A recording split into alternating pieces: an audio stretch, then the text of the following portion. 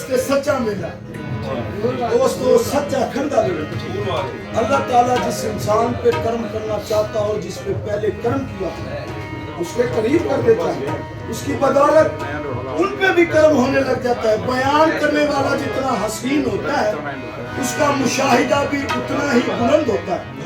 हजूर ये कलाम है हजरत गुलाम रहमान सेक्रेटरी साहब नूर वालों का, जो इनामात मिले बुजुर्गान दीन से, उनका जिक्र खैर किया और फरमाते हैं हर दम फजल मेरे बातिल में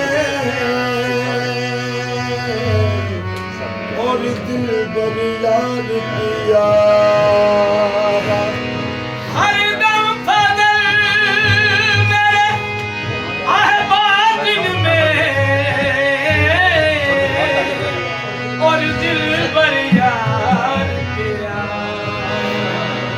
चेहरा माहिदा चेहरा लाल गुलाब चमन का और आँख फलक का, तेरे पाक कदम की मट्टी और छू कर वक्त घुरा। कसम खुदा की तू एक सच्चा और झूठा जीवन सारा तेरे वाले